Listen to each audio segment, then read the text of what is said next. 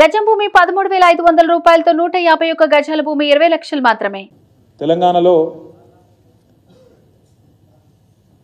అటు పాడితో పాటు పంటతో పాటు ఇటు పాడి వ్యవసాయ అనుబంధ రంగాలు కూడా అద్భుతంగా పురోగమించినాయి. మా ముదిరాజ్ సోదరులు, మా గంగపుత్ర సోదరులు ప్రభుత్వం తీసుకున్న ఒక్క చర్య వల్ల మేము ఖర్చు పెట్టింది దాదాపు 433 కోట్లు. 2014లో ఆనాడు 2.68 lakh టన్స్ ఉండేది మొత్తం ఫిషరీస్. ఇవాళ భారతదేశంలో number 1 state in inland fisheries Telangana. Number 1 state. ఎందుకు? 433 కోట్లు ఖర్చు చేసినాం. దాదాపు 500 కోట్ల చేప పిల్లలు పంపిణీ చేస్తే దానివల్ల మేము సృష్టించిన సంపద 30,000 కోట్లు. ఇది ఎందుకు చెప్పలే మీరు ఇచ్చిన శ్వేతపత్రంలో? అందుకే నేను అంటున్నా, ఈ శ్వేతపత్రం మా మత్స్యకారులైన ముదిరాజ్ సోదరులు, మా గంగపుత్ర సోదరులు వాళ్ళు సృష్టించిన రాష్ట్ర సంపద.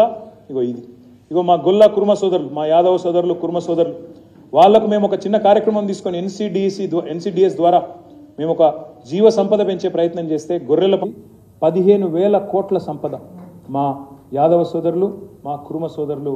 దీన్ని ఎందుకు చూపెట్టారు మీ శ్వేతపత్రంలో? ఇగో మా రైతులు సృష్టించిన సంపద 68 లక్షల టన్నుల నుంచి 3.5 కోట్ల టన్నులకు చేరింది. మా పాడి రైతులు సృష్టించిన సంపద 4.2 మిలియన్ టన్నుల నుంచి మరి ఈరోజు 5.8 మిలియన్ టన్నులకు పెరిగింది. మీకు చేతనైతే ఈ పని చేయండి. 2014లో ఆనాడు 27,000 ఎకరాల్లో ఉండేది మరి ఆయిల్ పామ్. మేము దిగిపోయే నాటికి మొన్న 2 లక్షల ఎకరాలకు తీసుకొని పోయినాం. మేము టార్గెట్ పెట్టుకున్నాం 2025 కల్లా 20 లక్షల ఎకరాలకు తీసుకొని పోవాలా ఆయిల్ పామ్ అని చెప్పి. దమ్ముంటే చేత అయితే ఇగో ఈ పని చేయండి. చేసి రాష్ట్ర ప్రజలకు, రైతాంగానికి అండగా నిలబడండి.